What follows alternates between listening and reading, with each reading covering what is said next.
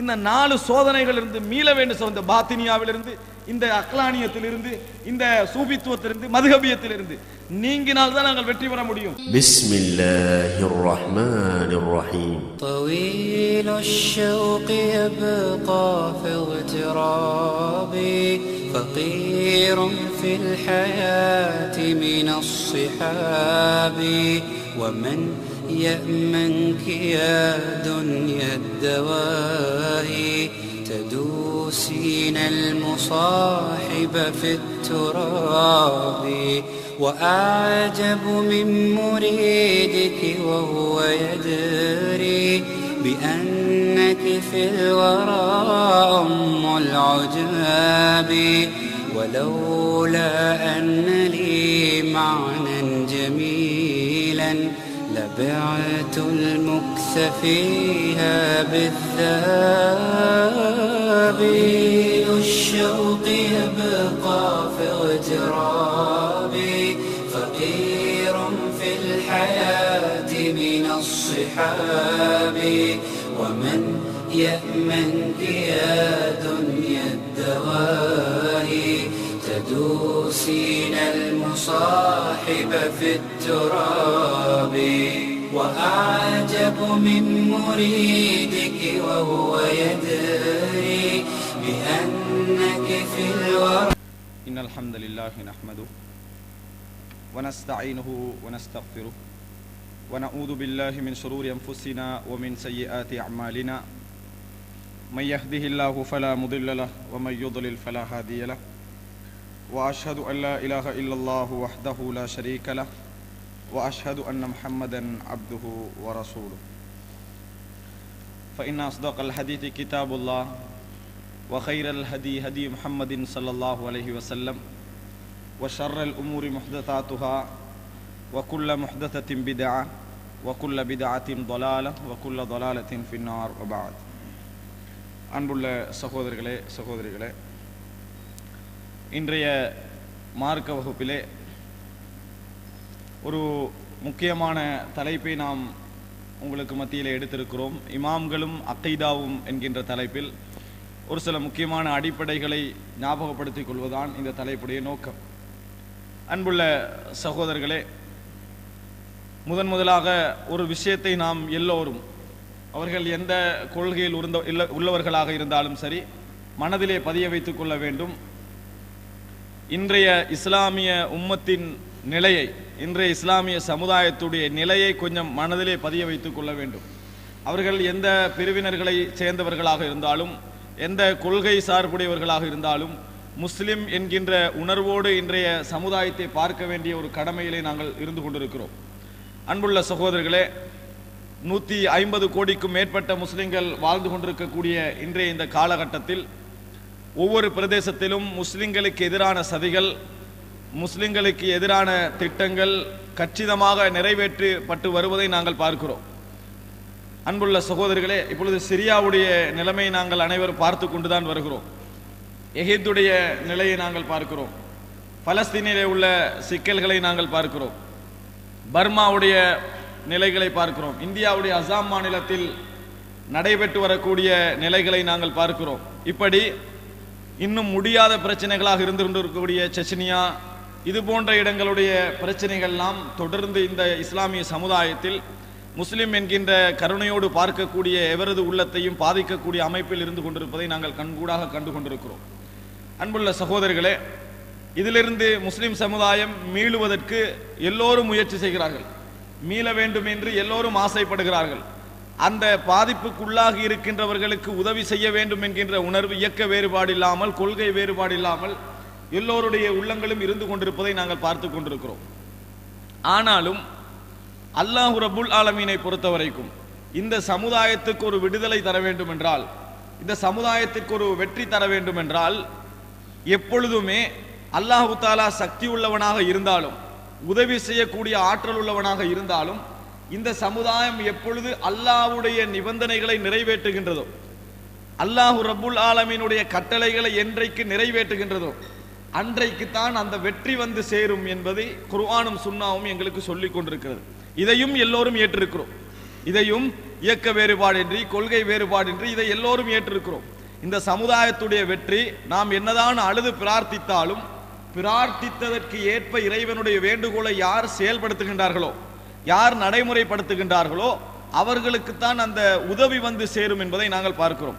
அன்புள்ள சகோதரர்களை, அல்லாஹு தாலா குர்ஆனிலே சொல்லி காட்டுகிறான். அப்ப ஹஸிபுத்தும் மன் ததுகுலுல் ஜன்னத வலம்மா யஅதிக்கும் மஸலுல் லதீன ஹலவ் மின் கப்லிக்கும் மஸ்ஸத்துஹுமுல் பஅஸாஉ வதுர்ரா வஸுல்ஸிலு ஹத்தா யகூலர் ரசூலு வல்லதீன ஆமனு மஅஹு மதா நஸ்ருல்லாஹ் அலா இன்ன நஸ்ருல்லாஹி கரீப். அதாவது நீங்கள் நினைத்துக் கொண்டீர்களா, முன் சென்றவர்கள் பட்ட கஷ்டங்கள் நீங்கள் படாமல், அந்த துன்பங்களை நீங்கள் அனுபவிக்காமல் இலேசாக சொர்க்கம் சென்று விடலாம் என்று நீங்கள் நினைத்துக் கொண்டீர்களா? முன் சென்றவர்கள் கடுமையாக அலைக்கழிக்கப்பட்டார்கள். அல்லாஹ்வுடைய உதவி எப்பொழுது வரும் என்று நபியும் நபியுடைய தோழர்களும் சொல்லுகின்ற அளவில், அந்த உதவியை கேட்கின்ற அளவில் அவர்கள் அலைக்கழிக்கப்பட்டார்கள் என்று குர்ஆன் வசனம் சொல்லுவதை நாங்கள் பார்க்கிறோம். அன்புள்ள சகோதரர்களே, அப்ப அல்லாஹ்வுடைய உதவி ஒன்று எங்களுக்கு வர வேண்டும் என்று சொன்னால் அதுல அடிப்படையான நிபந்தனை என்ன? எங்களுக்கு நாம் அல்லாஹ் சொல்லுகின்ற விஷயங்களை, அல்லாஹ் எம்மிடத்தில் எதிர்பார்க்கின்ற அடிப்படையான அம்சங்களை என்றைக்கு நாங்கள் நிறைவேற்ற ஆரம்பிக்கிறோமோ, என்று நாம் நிறைவேற்ற உறுதி பூணுகிறோமோ, அன்றைய தினம் மாத்திரம்தான் இந்த இஸ்லாமிய சமுதாயம் விடிவை நோக்கி திரும்புமே ஒழிய மற்றபடி என்ன அது நடக்காது என்பதை நாங்கள் புரிந்து கொள்ள வேண்டும். ரசூலுல்லாஹி ஸல்லல்லாஹு அலைஹி வஸல்லம் சொன்னார்கள், நீங்கள் இதா ரதீதும் பிஸ்ஸரா வ தரக்துமுல் ஜிஹாத் வ அகத்தும் அத்னாபல் பக்கர் வ தபாயஅதும் பில் ஈனா ஸல்லல்லாஹு அலைக்கும் ஸுல்லல் லா யன்ஸிஉஹு ஹத்தா தர்ஜூ இலா தீனிக்கும். நீங்கள் ஈனா என்ற ஒரு வட்டி வியாபாரத்தை செய்து கொண்டால், இந்த உலக வாழ்க்கையே கதி என்று நீங்கள் இருந்து விட்டால், நீங்கள் சாட்டைகளை எடுத்து மக்களை விரட்ட ஆரம்பித்து விட்டால், அல்லாஹு தாலா உங்கள் மீது ஒரு இழிவை ஏற்படுத்துவான். உங்களுக்கு ஒரு இழிவை அல்லாஹு தாலா போடுவான். அதை நீங்கள் மார்க்கத்தின் பக்கம் திரும்பி வருகின்ற வரைக்கும் நீக்க மாட்டான்.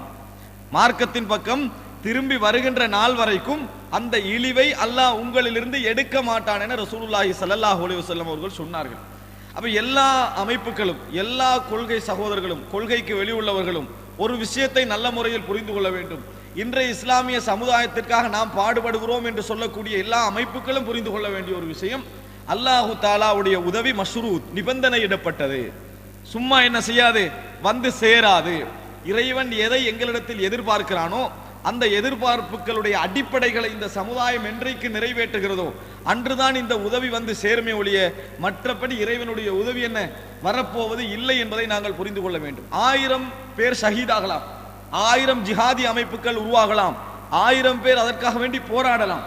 ஆனால் வெற்றி என்பது எப்பொழுது வரும்? அல்லாஹ்வுடைய உதவி என்பது எப்பொழுது வரும்? அல்லாஹு தாலா எம்மிடத்திலிருந்து எதிர்பார்க்கக்கூடிய விஷயங்கள் எங்களிலிருந்து நடக்கும் வரைக்கும் தான். நாங்கள் இஸ்முன் அலா முசம்மா, பெயருக்கேற்ற முஸ்லிம்களாக என்றைக்கு நாங்கள் கொள்கை அளவிலும் அமல்கள் என்ற அளவிலும் மாறுகின்றோமோ அன்றுதான் அல்லாஹ்வுடைய உதவி எம்மை நெருங்க ஆரம்பிக்கும். அல்லாஹ்வுடைய உதவி எம்மை நெருங்க ஆரம்பிக்கும். ஹஸிபன் நாஸு யுத்ரகு யகூலு ஆமன்னா வஹும் லா யுஃப்தனூன்.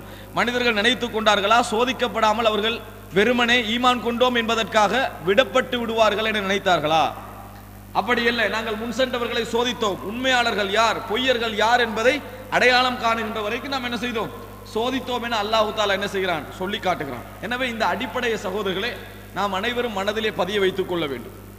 அல்லாஹ் இன்றைய சமுதாயத்துடைய விடுதலை அனைத்தும் இந்த இஸ்லாமிய சமுதாயத்திலிருந்து அல்லாஹ் எதை எதிர்பார்க்கிறானோ அது வரைக்கும், அந்த விஷயங்கள் நடக்கின்ற வரைக்கும் இந்த உதவிகள் வந்து சேரப்போவதில்லை. ஆனால் இதையெல்லாம் தாண்டி நல்லெண்ணம் வைத்த சிலர் ஒரு தவறான ஒரு குரலை எழுப்புவதை பார்க்கிறோம். என்ன? இருக்கிற பிரச்சனைகள் எல்லாம் அப்படியே இருக்கட்டும், இருக்கிற சிக்கல் எல்லாம் அப்படியே இருக்கட்டும், முஸ்லிம் என்கின்ற அடிப்படை நாங்கள் ஒன்றுபட முடியாதா? முஸ்லிம் என்ற அடிப்படையில் நாங்கள் ஒன்றுபட முடியாதா? இருக்கிற பிரச்சனை எல்லாம் அப்படி இருக்கட்டும் என்று. அன்புள்ள சகோதரர்களே, இஸ்லாம் என்று நாங்கள் போராடினால்தான் முஸ்லிம் என்ற பெயருக்கு லாயக். இஸ்லாம் எப்படி இருந்தாலும் பரவாயில்ல, நாங்கள் முஸ்லிமா இருப்போம் என்று சொல்றது சரியில்லை.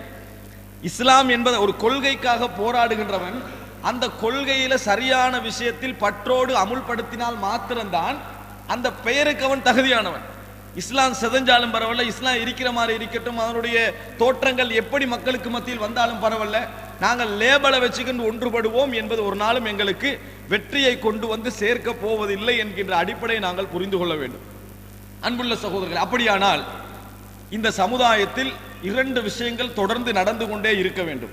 அதை எங்கள் சமுதாயம் தெரியாமல் எங்களை எதிர்த்தாலும் சரி, தெரியாமல் எங்களை துவம்சம் செய்தாலும் சரி, தெரியாமல் எங்களை தண்டித்தாலும் சரி, தெரியாமல் எங்களை கொலை செய்தாலும் சரி, இந்த சமுதாயத்தில் இரண்டு விஷயங்கள் தொடர்ந்து நடந்து கொண்டே இருக்க வேண்டும்.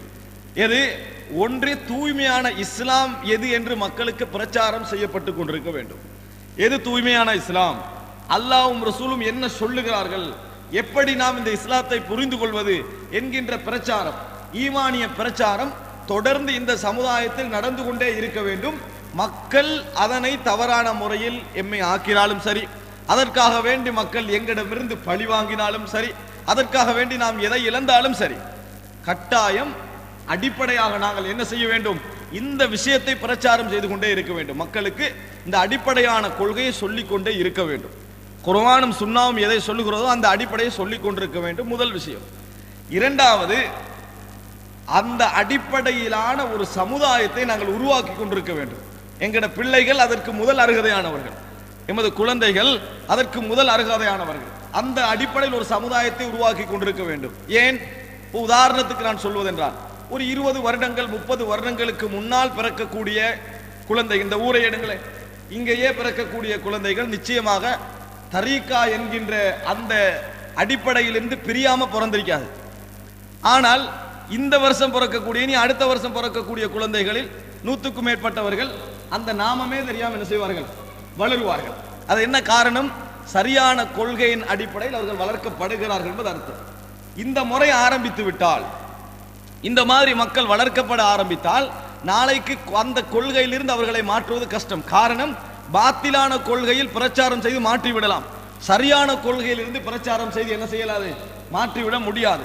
அப்படி ஒரு சமுதாயம் உருவாக்கப்பட வேண்டும். இந்த அடிப்படையில் மாத்திரம்தான் வெற்றி கிடைக்குமே ஒழிய, தஸ்வியா ஒ தர்பியா, சிறந்த முறையில் சரியான கொள்கை மக்களுக்கு சொல்லப்படுதல், அதன் அடிப்படையில் மாற்றங்களை ஏற்படுத்தும் ஒரு சமுதாயத்தை அடிப்படையில் உருவாக்குவது, இந்த ரெண்டும் இருந்தால்தான் இந்த சமுதாயத்துடைய வெற்றி கிடைக்குமே ஒழிய, எடுத்தேன் கவிழ்த்தேன் என வெற்றி என்ன செய்யாது, கிடைக்காது. இறைவனுடைய சுன்னாக்களில் ஒன்று, ஒரு சமுதாயத்துக்கு ஒன்றை கொடுப்பதாக இருந்தாலும், ஒரு சமுதாயமிருந்து ஒன்றை எடுப்பதாக இருந்தாலும், எல்லாம் காலம் எடுத்துத்தான் இறைவன் என்ன செய்வான், செய்வான். அது அல்லாஹ்வுடைய வழிமுறைகளில் ஒன்று.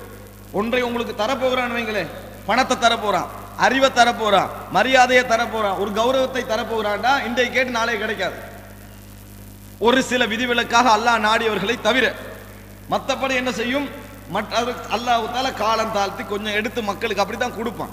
ஒன்றை பறிக்கின்ற நேரத்திலும் ஒரேடி அல்லாஹ் என்ன செய்ய மாட்டான், பறிக்க மாட்டான். அதுவும் காலம் எடுத்து தான் அல்லாஹ் தால என்ன செய்வான் என்பதை நாங்கள் பார்க்கிறோம். ஆக இந்த இரண்டு அடிப்படை மிக முக்கியமான விஷயம். இதை நான் சொல்லிக் கொள்வதற்கான காரணம், இன்றைய இஸ்லாமிய சூழல் இந்த நிலைமையில் இருந்து கொண்டிருக்க, இவர்கள் இமாம்களும் அக்கீதாவும் என்ற தலைப்பு போட்டிருக்கிறார்களே, இது தேவைதானா என்று நினைப்பவர்களுக்கு தான் இதை சொன்னேன். விளங்கிட்டா? அதாவது இமாம்களும் அக்கீதாவும் இந்த நேரத்தில் தேவைதானா? நாங்கள் போட வேண்டிய தலைப்பு என்ன, சிரியா, பர்மா, பலஸ்தீன் என்று போடணும். அதையும் பேசியிருக்கிறோம், மக்களுக்கு அவைகளையும் விளங்கப்படுத்தி இருக்கிறோம். ஆனால் மக்களுடைய வெற்றி இறைவன் சொல்லுகின்ற அமைப்பில் தான் என்ன செய்யும், வந்து சேரும் என்கின்ற அடிப்படையை நாங்கள் புரிந்து கொள்ள வேண்டும். அன்புள்ள சகோதரர்களே, இது முதல் அம்சம். இரண்டாவது என்ன, இன்றைக்கு அதாவது எம் சமுதாயத்திலே நாம் காணக்கூடிய 4 விதமான சிக்கல்களை நான் உங்களுக்கு மத்தியிலே சொல்லுகிறேன். எம் சமுதாயத்திலே உங்களுக்கு கன்ஃபார்மாக எந்த கொள்கையில் உள்ளவர்களாக இருந்தாலும் பார்த்த உடனே விளங்கக்கூடிய விஷயம், இந்த 4 விஷயமும் நபியும் நபித்தோழர்களும் இருக்கின்ற அந்த காலத்தில் இருக்கவில்லை. இந்த 4 விஷயங்களும் நபியும் நபித்தோழர்களும் இருக்கக்கூடிய காலத்தில் இருக்காத விஷயங்கள். ஒன்று, இந்த இஸ்லாமிய இயக்கத்தில் தோற்றுவிக்கப்பட்ட உள்நோக்கம் கொண்ட இஸ்லாமிய சமுதாயத்தை கருவறுக்கின்ற ஐடியாவிலே உருவாக்கப்பட்ட இயக்கங்கள். அவைகள் என்ன? ஷியாக்களை நாம் சொல்லலாம். அப்துல்லா இப்னு சபா என்கின்ற ஒரு யூதன் இஸ்லாத்தை போலியாக தழுவி இஸ்லாமிய சமுதாயத்தில் விதைத்துவிட்ட ஒரு மோசமான கொள்கைதான் ஷியா என்ற இயக்கம். இவர்கள் ஜெய்தியாக்களோ யாராக இருந்தாலும் சரி, இவர்கள் இன்றைய ஷியாக்கள் காபிர்கள் என்பதில் எந்த விதமான சந்தேகமும் இல்லை. இன்றைய ஷியாக்கள் காபிர்கள் என்பதில் எந்த விதமான சந்தேகமும் இல்லை. இது நான் வழங்கிய தீர்ப்பல்ல, இஸ்லாமிய சமுதாயத்துடைய ஷியாக்கள் பற்றி அறிந்த மிகப்பெரிய அறிஞர்கள் வழங்கிய தீர்ப்பது.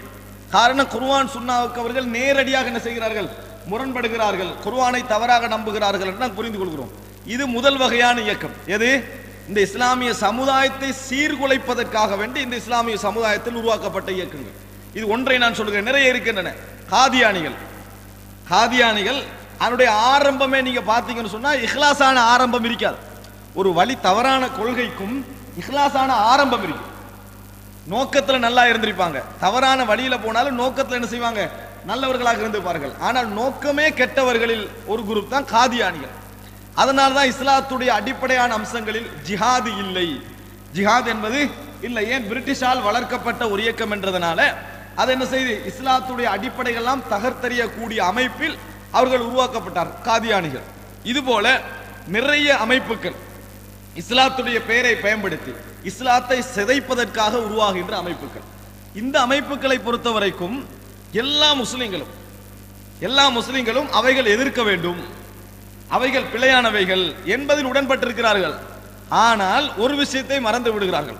என்ன?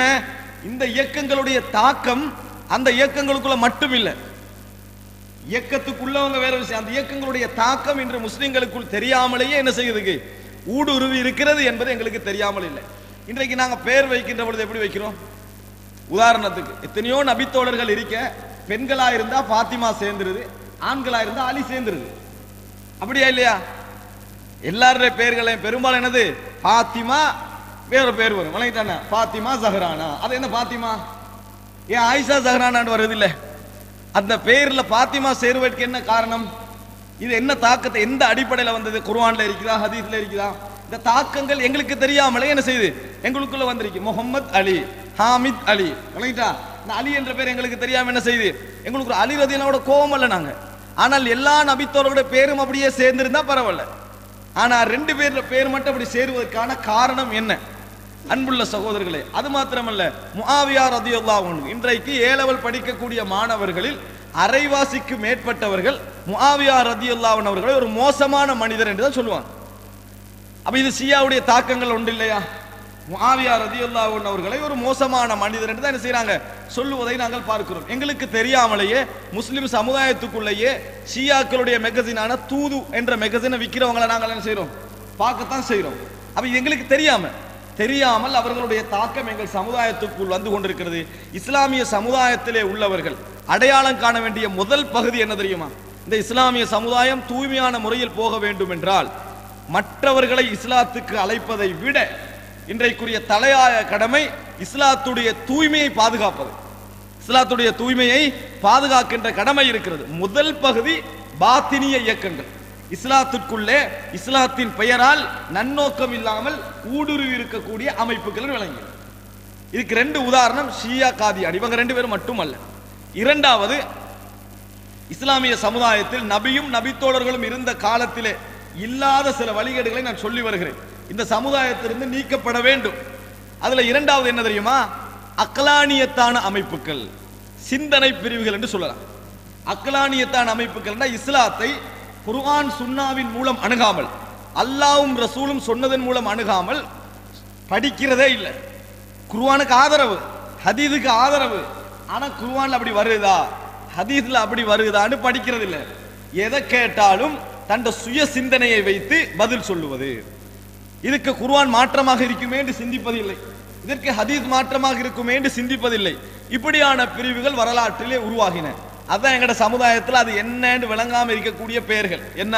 நாங்கெல்லாம் அடிக்கடி கேட்டிருப்போம், மூத்தசிலா, அஷ்அரியா, முர்ஜிஆ, கதரியான்னு.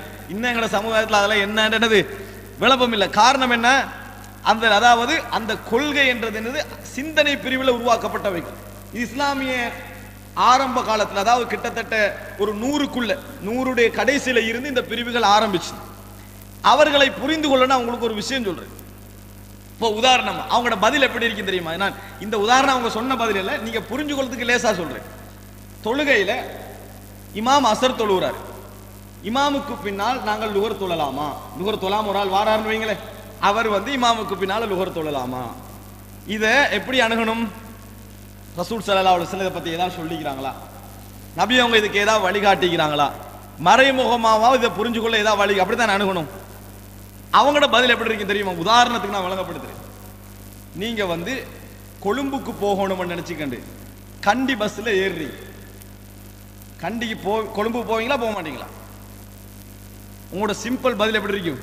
போக மாட்டோம். அப்ப எப்படி அசர் தொழுகை லோஹர் தொழுவுரு? எப்படி தொழுவுரு? அவர் போறது கண்டிக்கு, நீங்க ஏறுற பஸ் கொழும்பு, விளங்கிட்டா அப்ப எப்படி தொழுவுரு? உங்களுக்கு எப்படி போன? அதுதானே கண்டிக்கு போற பஸ்ல நம்ம கொழும்பு போலாமா? எனவே அசருக்கு லுஹர் என்ன செய்யலாது? இமாமுக்கு பின்னால தொலை இயலாது. இதுதான் அவங்களோட பதில். உங்களுக்கு விளங்காது, பிள்ளை அதுல நியாயமான கேள்வி மாதிரி தான் இருக்கும், ஞான மாதிரி விளக்கம் மாதிரி தான் இருக்கும். விளங்கிட்டோம் உங்களுக்கு? இவங்களோட பதில பாருங்க. கண்டிக்கு போற பஸ்ல நம்ம கொழும்புக்கு போகலாமா? போக முடியாது.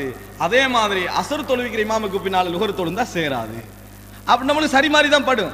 அப்ப நாங்க யோசிக்கணும், அது சரிதான், கண்டிக்கு போற பஸ்ல கொழும்புக்கு போக இயலாது, ஜம்மு செய்யறதுக்கு குர்ஆன் சொன்னால ஆதாரம் இருக்கு, அதான் இமாமுக்கு பின்னால அசர தொழுகிறதுக்கு ஆதாரமா இருக்கல. நான் பார்க்கணுமே ஒழிய இந்த சிந்தனை பதில சிலவங்க தெரியாம விழுந்துடுறான்.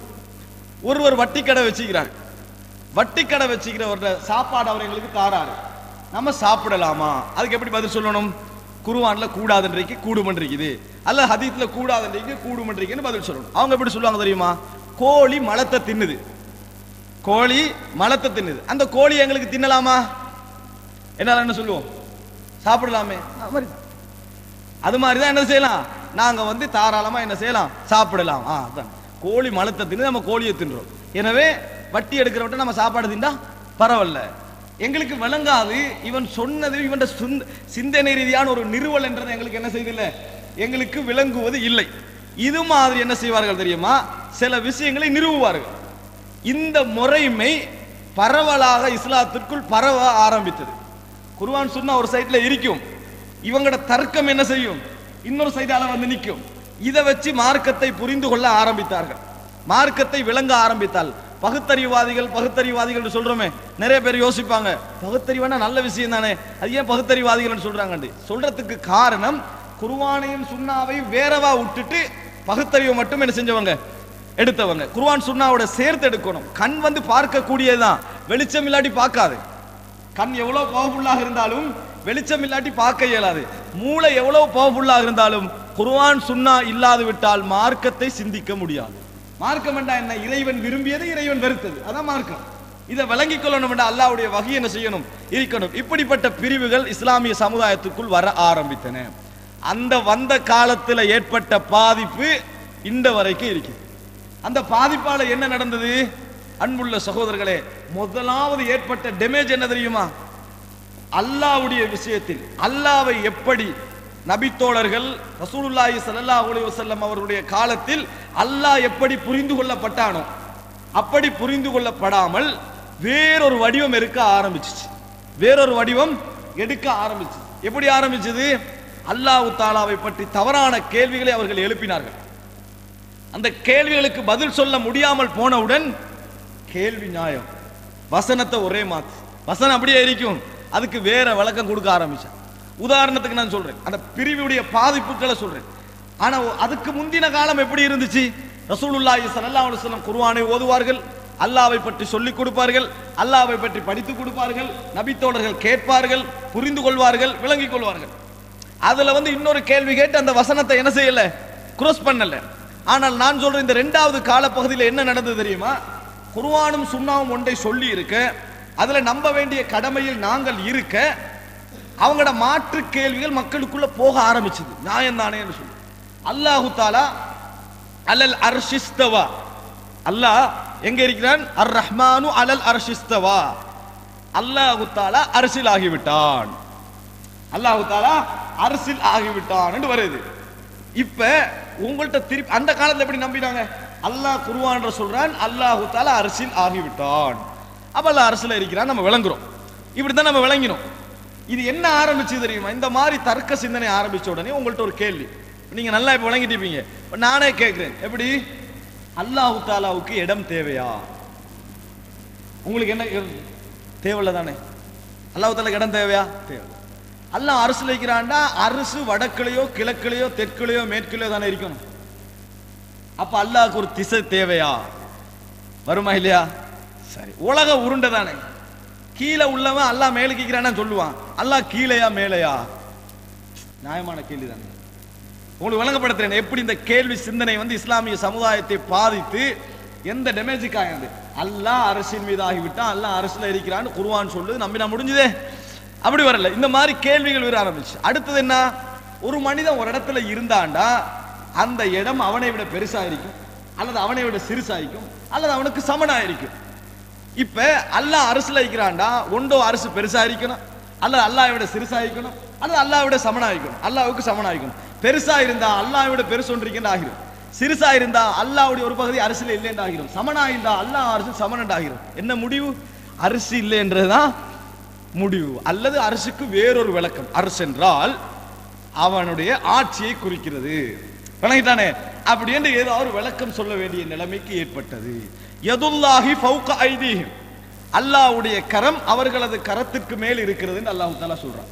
அல்லாஹ்வுக்கு வேற சொல்ல இல்லாத அல்லாஹ்வுடைய கரம் கை என்று சொல்லாம வேற சொல்லலாம். ஆனா என்ன செஞ்சாங்க தெரியுமா? அல்லாஹ்வுக்கு கை தேவைதானா?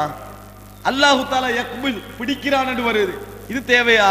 இந்த கேள்விகள் மக்களுக்கு மத்தியில் என்ன செய்யுது? தேவையில்லாத கேள்விகளை கேட்க கேட்க கேட்க மக்களுடைய சிந்தனைகள் ஒரு குழப்பம் வர ஆரம்பிச்சு. இந்த குழப்ப நேரத்தில் தான் இந்த சிந்தனை எல்லாம் வந்துச்சு. இந்த டைம்ல தான் இந்த கதரியா, முத்தசிலா, முர்ஜியான்லாம் நீங்க பேர் கேட்கறீங்களே, இதெல்லாம் உருவாகிச்சு. அதுல தான் கதிரை நாங்களே உங்களை அழகா நம்பி கண்டிக்கிறோம். இன்றைக்கு கதிரை வந்து நம்பி கண்டிக்கிறோம். ஆனா கொஞ்சம் சிந்தனை விட்டீங்கன்னா கதிரிலே நம்ம என்ன செஞ்சிருவோம்? காணாம போயிடுவோம். நான் கேட்கிறேன், நீங்க கன்ஃபார்மா செய்ய மாட்டீங்கன்னு எனக்கு தெரியும். அப்ப நான் சொல்லுவேனா நீங்க செய்யுங்க? சொல்ல மாட்டேன். ஏன் நீங்க செய்ய மாட்டீங்கன்னு தெரியுமே. நீங்க செய்வேன்னு எனக்கு தெரியும். அப்ப நான் கன்ஃபார்மா உங்கள்கிட்ட சொல்லுவேன். இது நாங்களே இப்படி செய்யக்கூட கன்ஃபார்மா நீங்க நரகத்துக்கு தான் போவீங்க. நான் சொன்னா நீங்க செய்ய மாட்டீங்கன்னு தெரிஞ்சுக்கண்டு ஈமான் கொள்ளுங்க நான் சொல்லுவேனா? குர்ஆன் அப்படித்தானே சொல்லுது. நபியே, நீங்கள் எச்சரித்தாலும் எச்சரிக்காது விட்டாலும் அவர்கள் ஈமான் கொள்ள மாட்டார்கள். அப்ப என்னத்துக்கு குர்ஆன் அல்லாஹ் இறக்கினா? எனவே கதிரண்டா என்ன தெரியுமா? நடக்க போற விஷயத்தை எழுதுறதல்ல, பேனையால் எழுதப்படும் என்றது கதிர். எதை எழுதுவது என்று தீர்மானிப்பது நீங்கள். அப்படின்னு கதரியாக்கள் உருவாகினாங்க.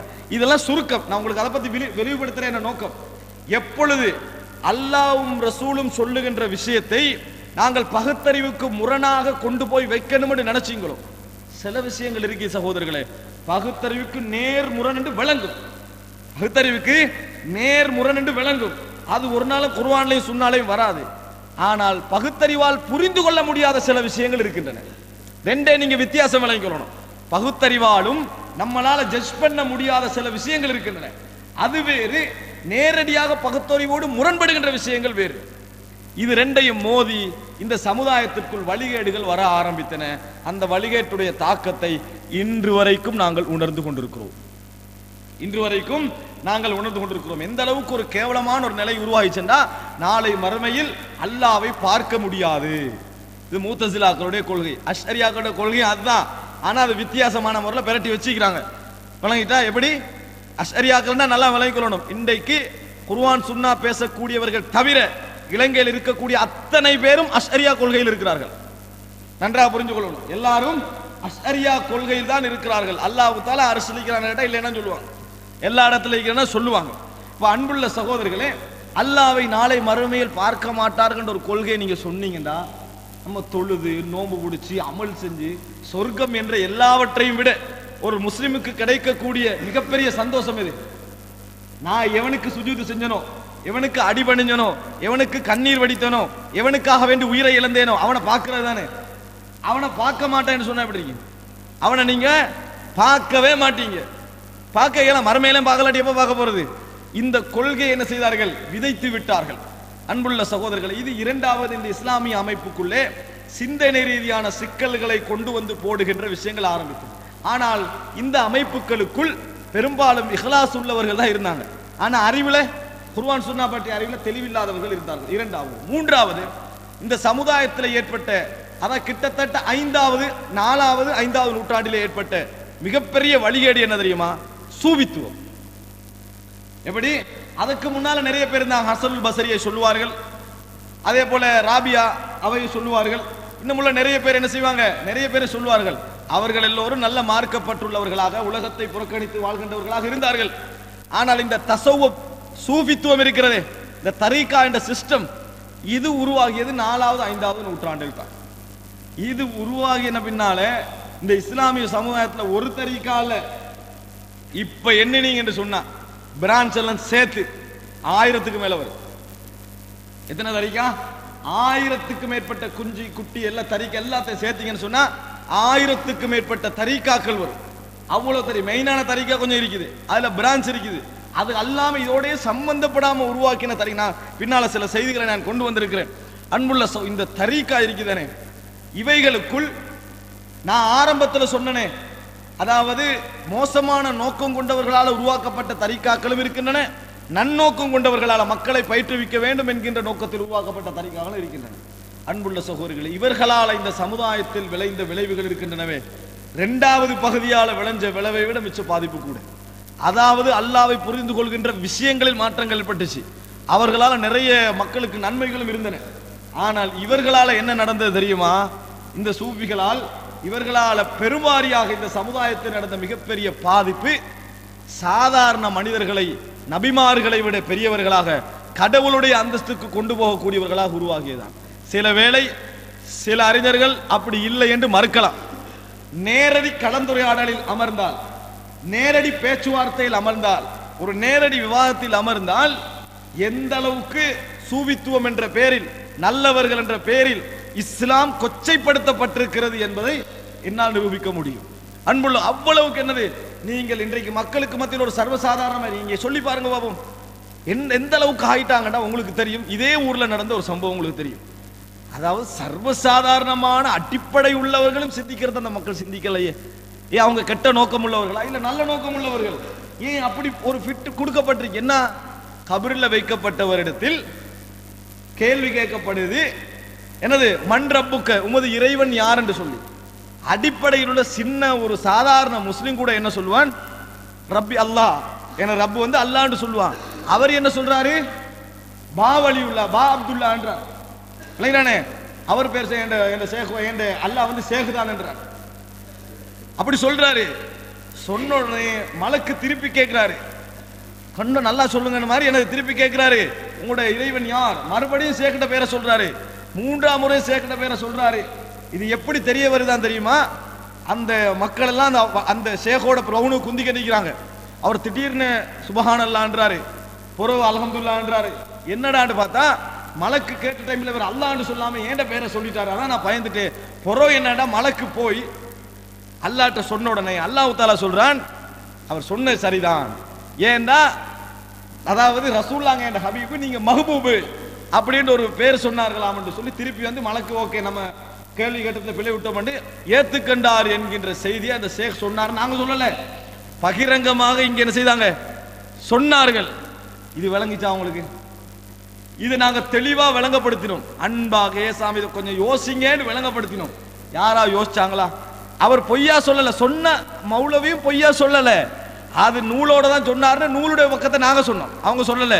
இந்த புக்ல இந்த பக்கத்துல இது வருகுதுன்னு சொன்னோம். யாராவது ஏத்துக்கினாங்களா? யாராவது கேள்வி கேட்டாங்களா? யாராவது யோசிச்சாங்களா? அப்ப என்ன, மன் ரப்புக்க, உமது இறைவன் யாருன்னு கேட்டா கபர்ல நாங்க ஷேகிட பெயரையும் சொன்னது கராமத்து. அதுக்கு விளக்கம் சொல்லியிருந்தாருன்னா கராமத்து. நான் கேள்விப்பட்டிருக்கிறேன் கராமத்து இந்த உலகத்துல நடக்கும் என்று, மர்மை விசாரணைக்குள்ளே கராமத்து நடக்கும் என்றது கேள்விப்படல. கபருக்குள்ள கராமத்து நடக்கும்ன்றது என்னது கேள்விப்படல. யாரு? கராமத்து வந்து உலகத்துல வாழ்றவனுக்கு அல்லாஹ் தஆலா சங்கைக்கு கொடுக்கிறது, பின்னால் நான் சொல்லுகிறேன். ஆனால் இந்த கபருக்குள்ள நடந்துச்சு. இத அவர்களிலேயே சில அறிஞர்கள் எதிர்த்தார்கள். ஆனா மக்கள்கிட்ட தைரியமா சொல்ல நினைவு வந்துதா? அன்புள்ள சகோதரர்களே, இந்த ஏகத்துவ அடிப்படை உருவாக்கப்பட்ட மஸ்ஜிதுடைய அடிப்படை என்ன விஷயம் தெரியுமா? இந்த இடத்தில் யாரும் எதுவும் பேசலாம், ஆனால் குர்ஆன் சுன்னாவுக்கு வெளியே இருந்தால் கேள்வி கேட்கக்கூடிய உரிமை இங்குள்ள அனைவருக்கும் உண்டு. அதை நிர்வாகம் தட்டி கேட்கும் என்கின்ற ரைட்டில் தான் இந்த பள்ளி என்ன செய்கிறது, நடாத்தப்பட்டு கொண்டிருக்கிறது என்பதை புரிந்து கொள்ள வேண்டும். ஆனால் இந்த உரிமை எங்கே மூடப்படுகிறதோ, ஷேக் முரீத் என்ற அடிப்படையில் மழுங்கடிக்க செய்யப்படுகிறதோ, அங்கே நல்ல சிந்தனை உள்ள சமுதாயத்தை உருவாக்க முடியாது.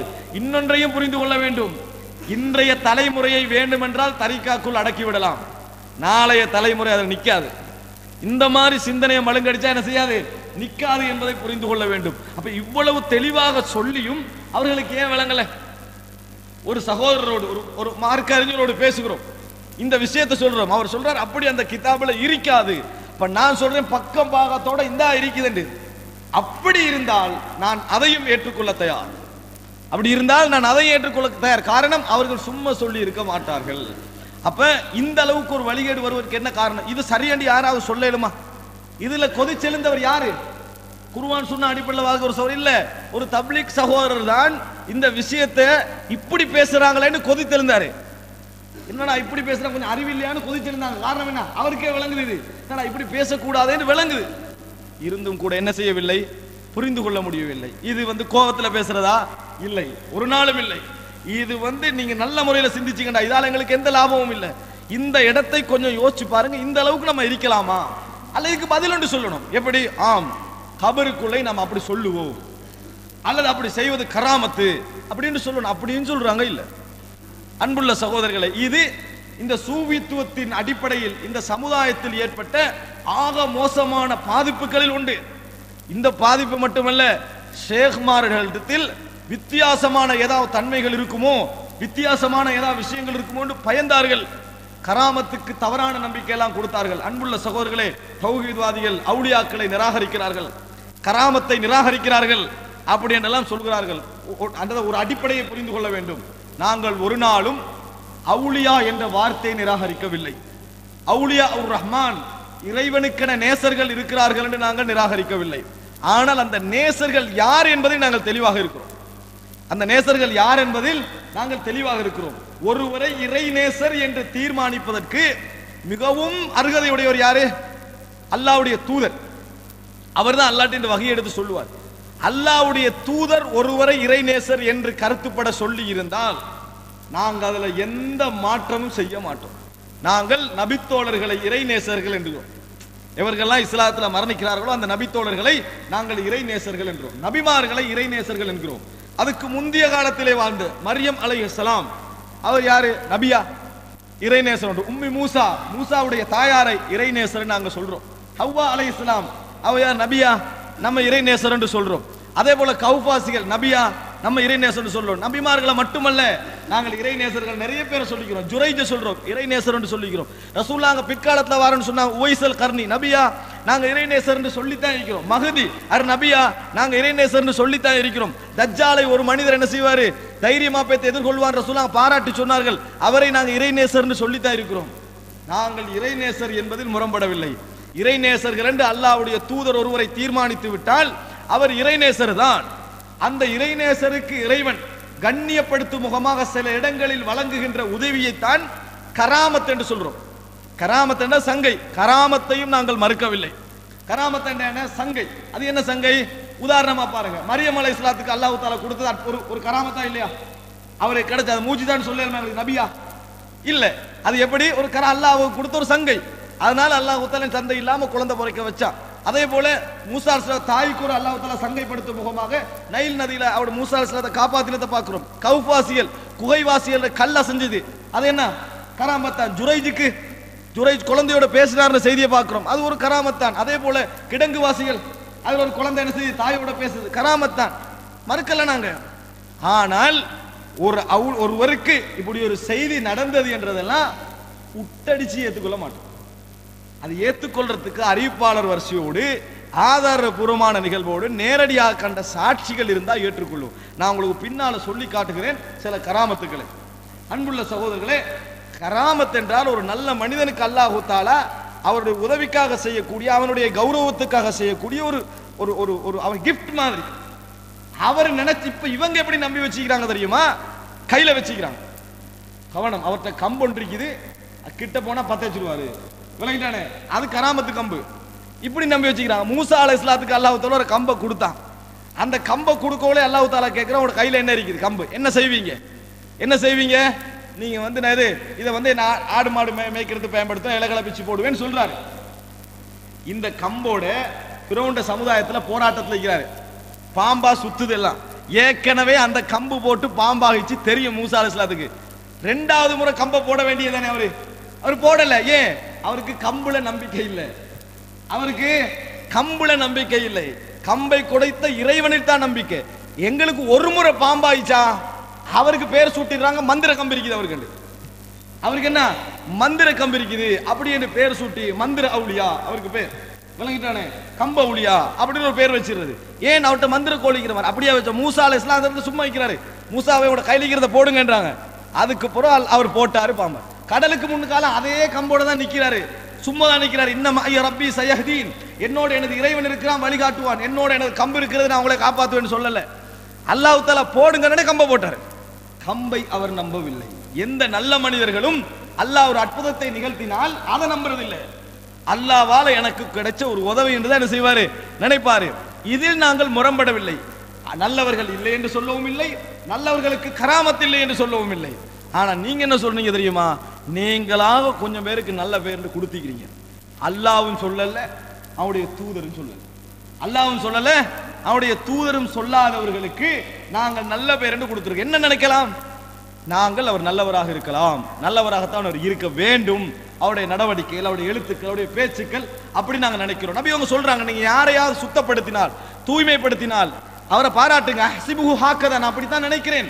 வலா உஸக்கி அலல்லாஹி அஹதா, அல்லாஹ்வுக்கு மேலால் யாரையும் நான் தூய்மை என்று சொல்ல மாட்டேன். அல்லாஹ் தான் மிக தூய்மையானவர், இப்படி சொல்லுங்க என்று. ஆனா இன்றைக்கு பெயர் கொடுத்திருக்கக்கூடிய அவுலியா அவர்களுடைய உலமாக்கள் கொடுத்திருக்கிற பட்டியல் அது வேற, பொதுமக்கள் அவுலியான்னு வச்சுக்கிற பட்டியல் ஒன்று இருக்குது, அது வேறு. இன்னும் என்ன கேட்கிறோம், சரி அவுலியாக்கள் காலாகாலமாக நீங்க சொல்ற மாதிரி உருவாகிறேன்னா இந்த நூற்றாண்டுல புதுசா ஏன் உருவாகல, போன நூற்றாண்டோட ஏன் முடிஞ்சுது, இந்த நூற்றாண்டுல ஏன் கபர் ஸ்டார்ட் ஆகல, போன நூற்றாண்டோட கபர் கட்டுறது முடிஞ்சாச்சு, அது ஏன்? இது எப்பயோ யாரோ உருவாக்கி விட்டோன்னு விளங்குதா இல்லையா? 10 வருஷத்துக்கு ஒருத்தர் கட்ட வேண்டியதானே, ஒரு அவுலியான்னு சொல்லி கட்ட வேண்டியதானே, அப்படி நடக்குது இல்ல. இதுவரைக்கும் நல்ல மனிதன் ஊர்ல தெரிஞ்சவருக்கா கபர் கட்டுறாங்களா? இப்ப கட்டுறாங்க இல்ல. ஒருத்தருக்கு நல்ல மனிதன் தீர்ப்பு சொல்ல ஒருத்தருக்கு விருப்பம் இல்லை, அதனால ஒருத்தருக்கும் கட்டுறது இல்லை. இப்படி ஒரு சப்ஜெக்ட் இதெல்லாம் விளங்கப்படுத்தி, இதெல்லாம் பிழை, இதெல்லாம் எதால ஏற்பட்டது, சூபித்துவ சிந்தனைகளால் ஏற்பட்டதை பார்க்கிறோம். அன்புள்ள சகோதரர்களே, நாங்கள் பார்க்கிறோம் தாலீம் நூல், இந்த புத்தகத்தை எடுத்து பாருங்க. ஒரு பெரிய ஹதீஸ் கலை அறிஞரால் உருவாக்கப்பட்ட நூல். அவருக்கு நாங்க ஹதீஸ் சொல்லிக் கொடுக்க வேண்டிய அவசியமே இல்லை, ஜக்கரியா கான் தஹ்லவி. ஆனால் சூபித்துவ தாக்கத்தின் காரணமாக நாங்க ஜக்கரியா கான் சாதாரணமான நினைக்க பெரிய ஒரு முஹத்திஸ், அரபு துறையில் மிக திறமையானவர், பதுலுல் மஜ்ஹூத் அப்படின்னு அழகான நூலை எழுதுகிறார். அவர் ஒரு ஹதீஸ் கலை அறிஞராக இருந்தும் அந்த நூலில் மிகப்பெரிய, அதாவது ஒரு சாதாரண மனிதன் நம்ப முடியாத சில செய்திகளை அவர் கொண்டு வந்து சேர்த்ததற்கான காரணம் என்ன? சூபித்துவம். பட்டியல் பட்டியலா காட்டலாமா இல்லையா? நாங்க அதுல நம்ப முடியாத செய்திகள் பட்டியல் பட்டியலா காட்டலாம். குர்ஆன்ல இல்ல, ஹதீஸ்ல இல்ல, இட்டுக்கிட்ட என்ன காரணம்? ஒரு ஹதீஸ் கலை அறிஞர் அப்படி தவறு விடுறதுக்கு என்ன காரணம்? சூபித்துவம். இஸ்லாமிய சமுதாயத்தின் நல்ல அறிஞர்களை நாசமாக்கி ஒன்றுதான் இந்த சூபித்துவம். அன்புள்ள சகோதரர்களே, இதை நாங்கள் புரிந்து கொள்ள வேண்டிய விஷயம். நாங்கள் நபித்தோழருடைய காலத்தில் பயானுக்கு அழுதிருக்கிறார்கள், பயானுக்காக என்ன செய்திருக்கிறார்கள், கண்ணீர் விட்டிருக்கிறார்கள், குரலோசைகள் கேட்டிருக்கின்றன. ஆனால் அவர்களில் யாரும் சத்தமிட்டு நெஞ்சில அடிச்சு முகத்துல அடிச்செல்லாம் தக்குவாவை வெளிப்படுத்தியதில்லை. இன்றைக்கு எப்படி தக்குவா வெளியாகுது? மயக்கம், கம்ரா, சக்ரா, அவங்களோட பெயர்களை பார்க்கணும். இஷ்க் என்ன பேர் தெரியுமா? அதாவது அப்படியே கேட்டு கேட்டு கேட்டு கேட்டு அப்படி மயங்கி லயிச்சு அப்படியே என்னன்னு விளங்குது இல்லையா? பக்கத்துல எல்லாமே, எந்த படைப்புமே வழங்காம எல்லாமே அல்லாஹ்வுடைய நிலைமைக்கு ஆகிடுறாங்க. அப்படி தனி நிலைமை, ஒன்றித்து போற நிலைமை. சூபியாக்கள் ஒரு பகுதி தான் அது, இல்லைன்னு சொல்லட்டும். எங்கிருந்து உருவாயிச்சு? இது போதை, தக்குவா அல்ல. விளங்கிட்டா? இது போதை, தக்குவா அல்ல. தக்குவா என்ற பேர்ல அப்படி ஏற்படுத்துவாங்க. அல்லாஹ்வுக்கு இறையச்சம் ஊட்டுற பேர்ல சூபித்துவ சிந்தனை ஒன்றுதான். நைட்ல உணவு கபர்ல ஒரு ஆளை படுக்க வைக்கிறாங்க. இப்ப முன்கர் நக்கீர் வார மாதிரி நினைங்க அப்படின்ட்டு. அங்க நீங்க முன்கர் நக்கீர் வருமா வராதா? கபரை தோண்டி வச்சு ஒரு ஆளை படுக்க வச்சு உள்ளுக்க நைட்ல தர்பியாவா? அதுக்கு பேர் என்ன? தர்பியா. அன்புள்ள சகோதரர்களே, சிங்கத்துல கூட்டுல கூட வைத்து இப்ப சிங்கம் வார மாதிரி நினைக்கிறேன்னு சொல்லி பயப்படுத்தானே செய்வான். அது தக்குவா இல்ல. சிங்கத்துக்கு பயந்தா தக்குவா இல்ல, நட்டுவக்காளிக்கு பயந்தா தக்குவாவா? அது தக்குவால எல்லாருக்கும் இருக்கணும். பயப்படாட்டி அவனுக்கு சிந்தனையில பிரச்சனை அர்த்தம். கபருக்குள்ள கொண்டு போய் தோத்தா அடக்கினா சும்மையே பயம் வரும். யாருக்கும்? காவிருக்கும் வரும், முஸ்லிமுக்கும் வரும். அதுக்குள்ள கொண்டு போய் வச்சு பயிற்சி கொடுக்குறாங்களா? தர்பியா பயிற்சி, சூபித்துவ சிந்தனை தான் அது. அன்புள்ள ரபி அவர்கள் தன் நபித்தோழர்களுக்கு இறையச்சத்தை ஊட்டினார்கள், மறுமை நாள் நம்பிக்கையை ஊட்டினார்கள். இப்படி ஒன்றை காட்ட இயலுமா? இப்படி ஒரு பயிற்சியை காட்ட இயலுமா? நபியை விட பெரிய தர்பியாவா? நபியை விட ஒரு பெரிய பயிற்சியா? இப்படி ஒரு பயிற்சியை காட்ட இயலாது. அப்ப எங்கிருந்து உருவாக்குறாங்க? இதெல்லாம் சூபித்துவ சிந்தனையுடைய வழிகாட்டுறது. அதனால எங்கட சமுதாயத்தில் ஏற்பட்ட பாதிப்பு இருக்குதானே. எவ்வளவு குர்ஆன் சுன்னாவை சொன்னாலும் அவர்கள் மீதுள்ள பக்தியால், அவர்கள் மீதுள்ள நம்பிக்கையால் மார்க்கம் அவர்களுக்கு எடுபடாத நிலைகளை நாங்கள் பார்க்கிறோம். அன்புள்ள சகோதரர்களே, இது மூன்றாவது நிலை. நான்காவது, இந்த சமுதாயத்தில் ஏற்பட்ட மிகப்பெரிய பாதிப்புகளில் ஒன்றுதான் மதுஹபியத், மதுஹப் வெறி. அன்புள்ள சகோதரர்களே, ரசூலுல்லாஹி ஸல்லல்லாஹு அலைஹி காலத்துக்கு பின்னால் நபித்தோழர்களில் ஒருவரிடத்தில் இல்லாத அறிவு இன்னொரு இடத்துல இருந்துச்சு, இன்னொரு இடத்துல இல்லாத அறிவு இன்னொரு இடத்துல இருந்துச்சு. ஒவ்வொரு ஊர்ல இருந்தவங்க அந்தந்த நபித்தோழர்களுக்கு பின்னால பாடம் பயின்றாங்க. அவர்களுக்குரிய மாணவர்களாக இருந்தார்கள். அவர்கள் இன்னொரு நபித்தோழர்களுடைய மாணவர்களை சந்திக்கின்ற பொழுது சந்தேகங்களை கேட்டாங்க. அப்ப அஸ்ஹாபு அப்துல்லா இப்னு மஸ்ஊத், இப்னு மஸ்ஊதுடைய மாணவர்கள், அபூ ஹுரைராவுடைய மாணவர்கள் ரலியல்லாஹு அன்ஹும், இப்னு உமருடைய மாணவர்கள் ரலியல்லாஹு அன்ஹும் இப்படி சொன்னார்கள். ஆனா அவர்களில் யாரும் மஸ்ஊதி என்று இருக்கவில்லை, உமரி என்று இருக்கவில்லை, பக்ரி என்று இருக்கவில்லை. வணங்கிட்டா? இப்படி யாரும் என்ன செய்யல, இருக்கவில்லை. அதைத்தான் ஆதாரம் காட்டுறாங்க. அப்துல்லா இப்னு மஸ்ஊதுக்கு கீழே மாணவங்க இல்லையா, அபூ ஹுரைராவுக்கு கீழே மாணவங்க இருக்கலையா, இருந்தாங்க. அவர்களுடைய கருத்துக்களை கேட்டு ஆய்வு செய்து கொண்டிருந்தார்கள். அவர்களில் யாரும் மஸ்ஊதி என்றோ பக்ரி என்றோ உமரி என்றோ இருக்கவில்லை. நபித்தோழர்கள் அப்படி யாரா இருந்தாங்களா? இருக்கவில்லை. 2ஆம் நூற்றாண்டிலே இருக்கல, 3ஆவது நூற்றாண்டிலும் இருக்கவில்லை. 4ஆவது நூற்றாண்டுடைய மதுஹப் வெறி தலையெடுக்க ஆரம்பிச்சோடனே ஷாஃபிஈ, ஹம்பலி, ஹனஃபி, மாலிகி இப்படி என்ற மெத்தட் உருவாயிச்சு. லாஹிரி இப்படி உருவாயிச்சு. குர்ஆன் சுன்னா பேர்லயே ஒரு மதுஹப் உருவாயிச்சு, லாஹிரி. விளங்கிட்டானே? குர்ஆன் சுன்னா மட்டும்தான், கியாஸ் எல்லாம் இல்ல என்ற பேர்ல ஒரு மதுஹப் உருவாயிச்சு. அந்த மதுஹப் காலத்துல இன்கிராத் இல்லாம போயிட்டு. ஏனென்றால் அன்புள்ள சகோதரர்கள் இப்படி எல்லாம் மதுஹப் உருவாயிச்சு. அதாவது அதை ஃபாலோ பண்ற மாதிரி சிஸ்டம். இந்த மதுஹபியத்தால் இஸ்லாம் அடைந்த பாதிப்புகள் ஒன்றல்ல ரெண்டல்ல சகோதரர்கள். இதுக்கு அந்த அறிஞர்களுக்கும் இந்த மதுஹபுகளுக்கும் எந்த சம்பந்தமும் இல்லை. அவர்கள் இந்த மதுஹபை உருவாக்க வேண்டும் என்று ஒரு தஅசீஸ் பண்ண வேண்டும் என்றோ நினைக்கவில்லை. அவர்கள் மார்க்கத்தை பிரச்சாரம் செய்வதில் மும்முரமாக ஈடுபட்டார்கள். ஆனால் மதுஹப் வெறி என்ன செஞ்சா உண்டாயிட்டாங்க. எப்படி மதுஹப் வெறி தெரியுமா? இமாம் சுபுக்கி, தாஜுத்தீன் அப்துல் வஹாப் சுபுக்கி, அன்புள்ள சகோதரர்களே, அதாவது தகீயுத்தீன் சுபுக்கியுடைய மாணவர் இவர். அதாவது 8ஆம் நூற்றாண்டு மார்க்க அறிஞர்களில் ஒருவர், ஷாஃபி மதுஹபுடைய மார்க்க அறிஞர்கள் ஒருவர். தபகாத்து ஷாஃபிய்யா அல் குப்ரா என்ற ஒரு நூல் எழுதுறார். அந்த நூல்ல பாருங்க மதுஹபுடைய அந்த இடத்தை. பெரிய அறிஞர்கள் ஒருவர், நான் சொல்லாம அவங்க மதிக்கக்கூடிய மிகப்பெரிய அறிஞர்கள் ஒருவர் ஷாஃபி மதுஹபில் உள்ளவங்க. அவரு முஹம்மது இப்னு அப்துல் மலிக் அல் கர்ஜி அல் ஹசன், அதாவது அல் கர்ஜி ஷாஃபி என்ற ஒரு அறிஞரை கொண்டு வரார். முஹம்மது இப்னு அப்துல் மலிக் அல் கர்ஜி ஷாஃபிஈ ஒரு ஷாஃபி மதுஹபை சேர்ந்தவர். 5ஆம் நூற்றாண்டு ஆள், 8ஆம் நூற்றாண்டு அறிஞர். ஷாஃபி மதுஹபுடைய அறிஞர்களுடைய பட்டியல் எல்லாம் வரலாறு எழுதிக்கிட்டு வாராரு. எழுதிக்கிட்டு வாரத்துல முஹம்மது இப்னு அப்துல் மலிக் என்ற ஒரு பெயரை கொண்டு வந்து சொல்றாரு.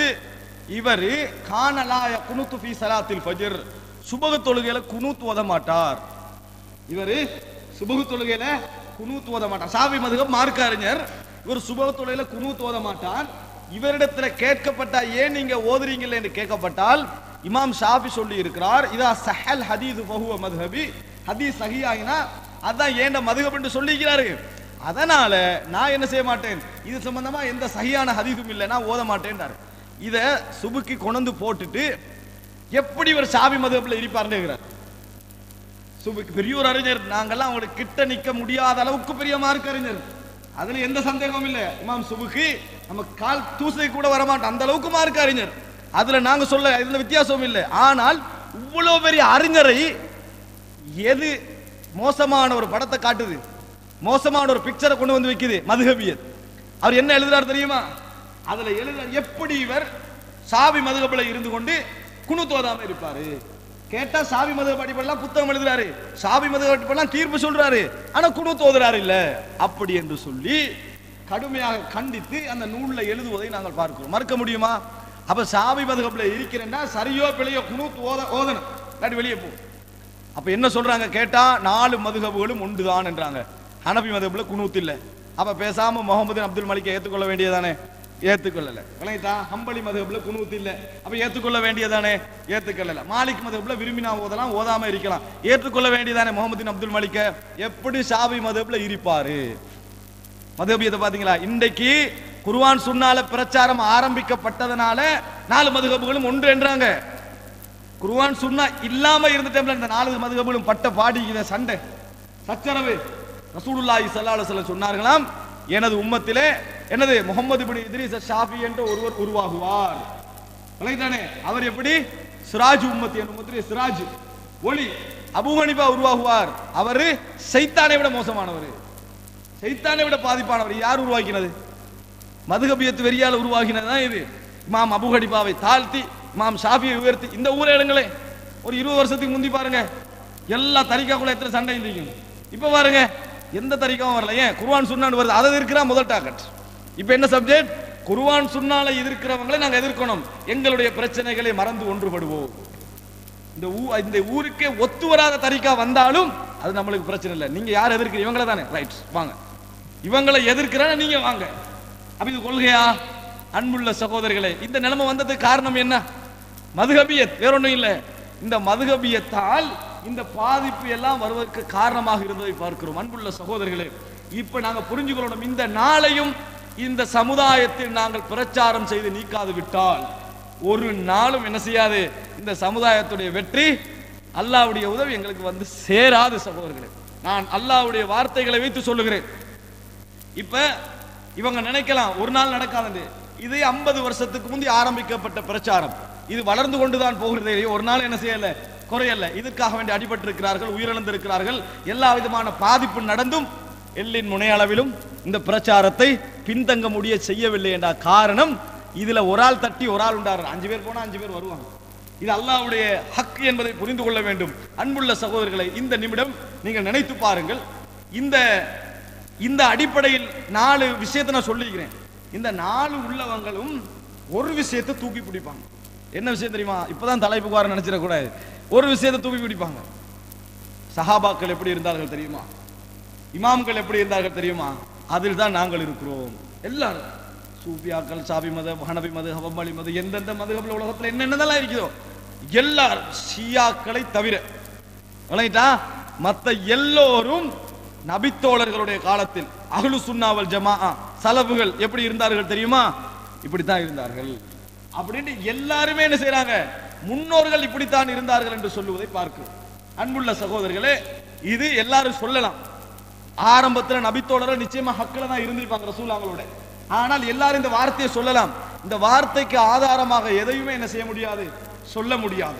அதை இமாம் அபூ ஹனீஃபா அகீதாவுடைய விஷயத்தில் எப்படி இருந்தார், இமாம் மாலிக் அகீதாவுடைய விஷயத்தில் எப்படி இருந்தார், இமாம் முஹம்மது இப்னு இத்ரீஸ் ஷாஃபிஈ எப்படி இருந்தார், அஹ்மத் இப்னு ஹம்பல் எப்படி இருந்தார், நான் பட்டியல் போட்டு சொல்ல வரவில்லை. சொல்லுவதற்கு இந்த நேரம் இடமும் போதாது. அதை பட்டியல் போட்டு அழகா சொல்லலாம். அவங்களுடைய அகீதாவை ஃபிக்ஹுல் அக்பர்ல இருந்து, இமாம் ஷாஃபியுடைய ஏனைய நூல்களில் இருந்து இப்படி எல்லாம் எடுத்து என்ன செய்யலாம். குறிப்பா அஹ்மத் இப்னு ஹம்பலுடைய நூல்கள் நிறைய விஷயங்களை எடுத்து சொல்லலாம். நான் அப்படி இங்கே சொல்ல வரவில்லை. மாற்றமாக ஒரு சுருக்கமாக ஒரு விஷயத்தை நான் சொல்ல வருகிறேன். அந்த விஷயத்தை நீங்கள் புரிந்து கொள்வதற்கு முன்னால் இன்னொரு அடிப்படையை புரிந்து கொள்ள வேண்டும். அதாவது குர்ஆன் சுன்னால உள்ளவங்க எப்படி இருப்பாங்க தெரியுமா? அல்லாஹ் சொன்னா ஏத்துக்கொள்வேன், ரசூல் சொன்னா ஏத்துக்கொள்வேன் நின்றுவாங்க. 3 பேர் இருக்கார். ஆனால் குர்ஆன் சுன்னாண்டு இல்லை என்று வைங்க, எப்படி இருப்பாங்க தெரியுமா? 3 பேர்ல இருப்பாங்க.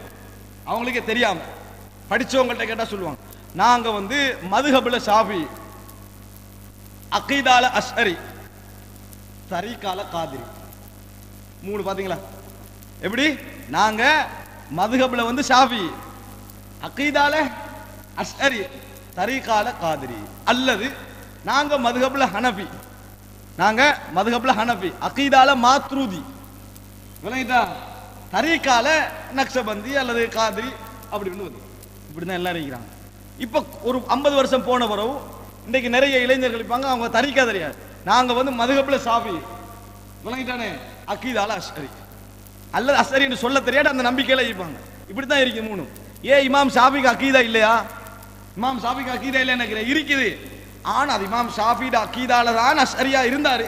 அதனால நாங்க அஷ்அரியா படிக்க ஷாஃபி என்றே சொல்ல எல்லாத்துக்கும். அகீதாலையும் ஷாஃபி, தரீகாலையும் ஷாஃபி, மதுஹப்லையும் ஷாஃபின்னு சொல்ல மாட்டான். ஏன்? ஷாஃபி மாமுக்கு தரீகா இல்லை, ஷாஃபி மாமுக்கு தரீகா இல்லை, அவருடைய மாணவர்களுக்கு தரீகா இல்லை. அப்ப ஷாஃபி மாமுக்கு அகீதாவும் இல்லையா? சொல்ல வேண்டியதானே, சொல்ல மாட்டார். என்ன குழப்பம் இது? இப்படி ஒரு ஆள் 3ஆ பிரிஞ்ச தௌஹீத்வாதிகள் 4ஆ பிரிஞ்சுக்குவாங்க. ஒரு ஆள் 3ஆ பிரிஞ்சது எங்கேயா இருக்குதா? ஒரு ஆள் 3ஆ பிரிஞ்சுக்கிறது இதுலதான் இருக்குது. என்ன காரணம்? அந்த மக்களுக்கு தெரியாமல் அதில் இருந்து கொண்டிருக்கிறார்கள். அன்புள்ள சகோதரர்களை, இந்த இடத்தில் நான் அந்த இமாம்களுடைய அக்கீதால பட்டியல் போட்டு சொல்லாது விட்டாலும் ஒரு விஷயத்தை நான் இங்கே முன்வைத்து சொல்கிறேன். கேட்டுக்கொண்டிருக்கக்கூடியவர்கள் உண்மையில் மார்க்க அறிவோடு அவர்கள் பதில் சொல்ல முடிந்தால் இதற்கு சொல்லட்டும். என்ன தெரியுமா?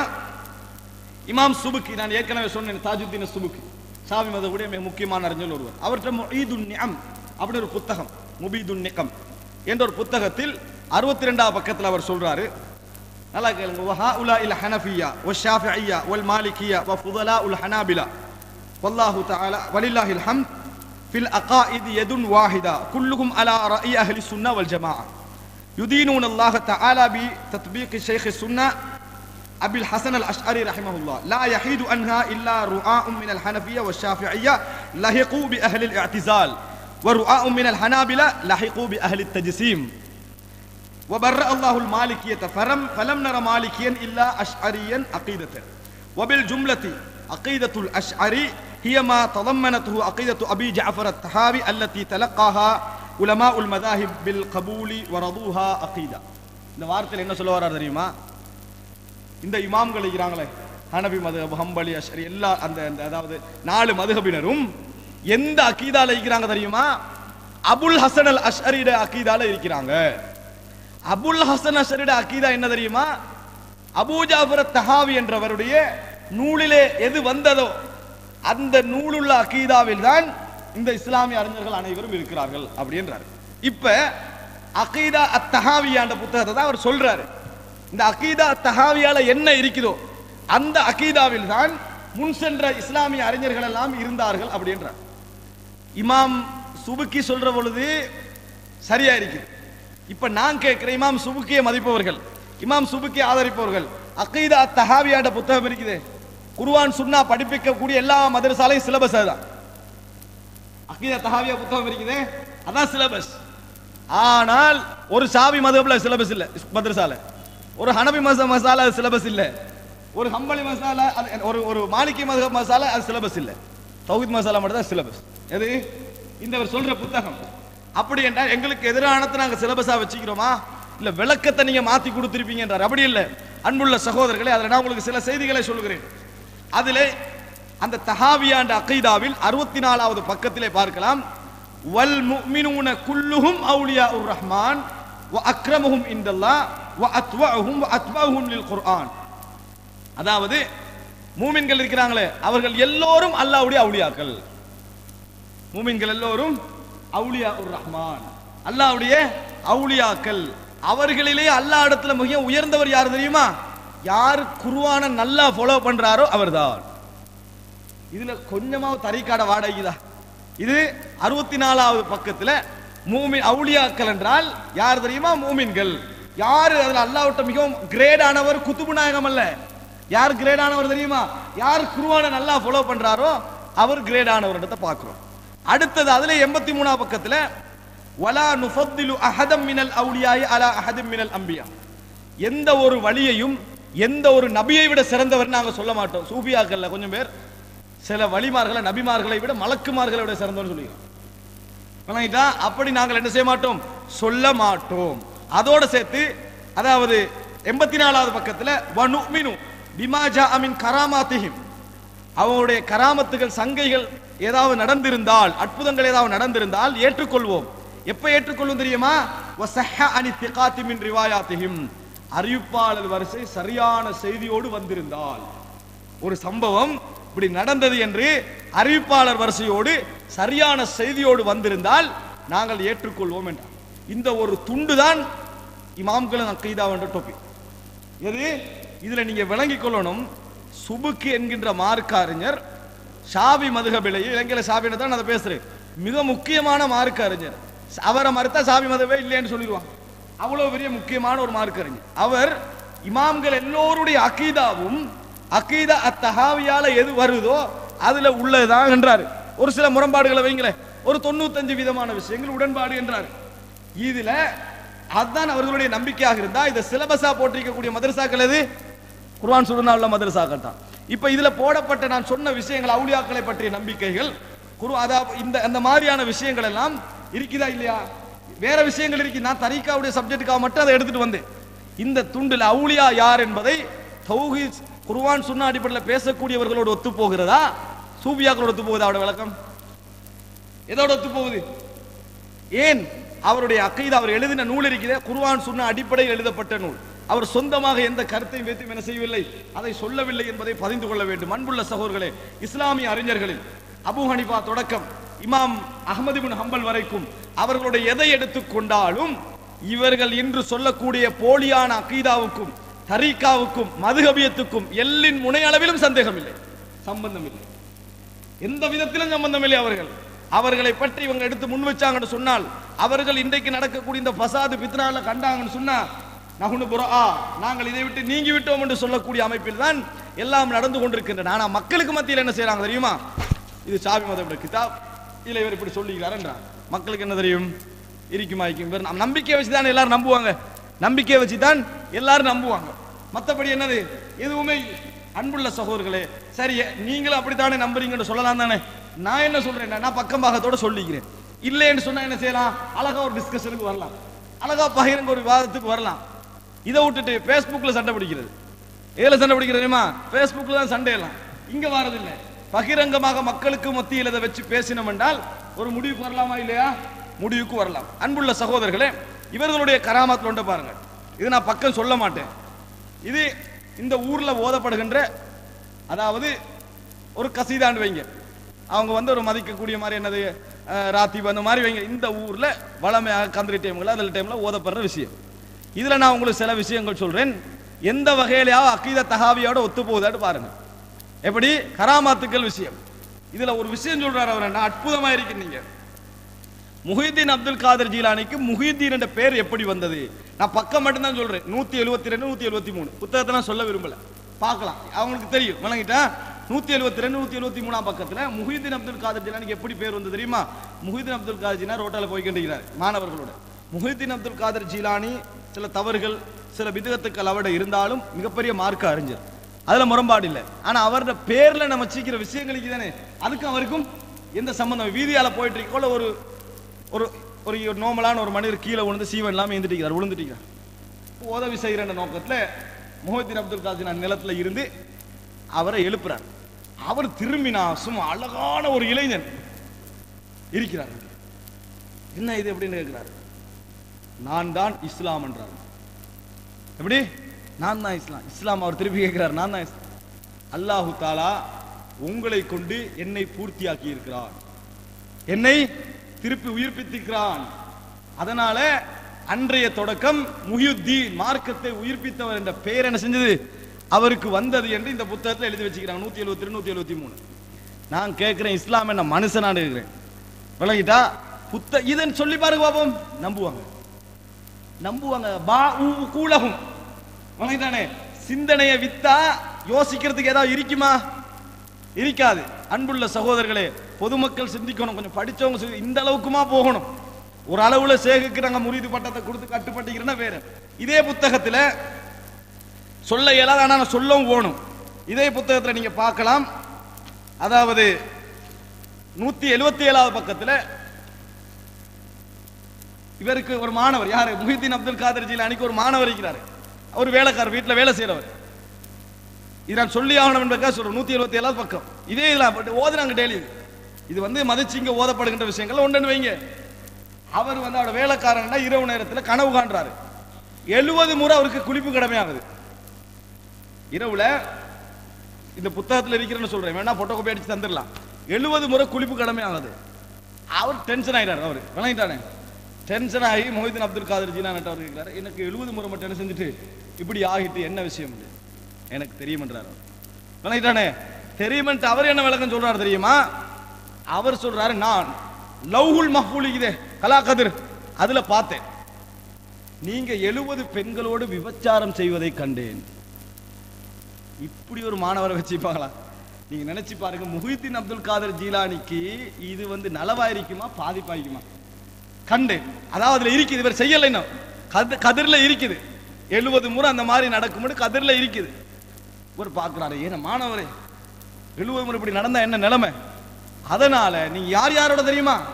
இன்னால் இன்னால் இன்னால் இன்னால் என்று இவருக்கு தெரிஞ்சாக்கள், இவருக்கு தெரியாதாக்கள் சொல்றாரு. தெரிஞ்சாக்கள் நான் சொல்றது அதுல வருது. விளங்கிட்டானே? இவருக்கு தெரிஞ்சாக்கள் சில பெண்களையும் தெரியாத சில பெண்களையும் பட்டியல் போடுறார். பட்டியல் போட்ட பின்னால இப்ப நான் பார்த்த நீங்க அப்படி நடந்துரும். உடனே நான் இறைவனிடத்தில் பிரார்த்தித்தேன், இதெல்லாம் கனவுல ஆக்கி விடியாதா, இந்த விபச்சாரத்தை கனவுக்கு மாத்தி விடு, டிரான்ஸ்ஃபர். விளையாடனே மாத்தி விடு துவா கேட்டேன். அதான் உனக்கு கனவுல 70 முறை என்ன செஞ்சுக்குது அப்படி நடந்திருக்கிறது அப்படின்னு பதில் சொன்னா, இதெல்லாம் ஒரு மூஜிசா பண்ணாங்க, இதெல்லாம் ஒரு கராமத்தா? இந்த புத்தகத்துல இந்த பக்கம் நான் சொன்ன பக்கத்துல இருக்குது. அன்புள்ள சகோதரர்களே, இது இப்படி நடக்குதுன்னு சொன்னா அதுலயே திறமையானவரால் தான் கையில தந்தது. விளங்கிட்டா? அப்ப நீங்க நினைச்சு பாருங்க, அங்க படிச்சு பார்த்துட்டு இதெல்லாம் ஒரு அக்கீதான்னு மக்களுக்கு நம்ப வச்சு நான் கேட்கிறேன், இதுல என்ன கராமத்துன்னு கேட்கிறேன். அவருக்கு கேட்கலாம் தானே, லவ்ஹுல் மஹ்ஃபூல்ல கண்டிக்கிறார், விபச்சாரத்தை இல்லாம ஆக்கிறேன்னு கேட்கலாம் தானே. 70 முறை ஜுனுபாலியான்னு கேட்கணுமா?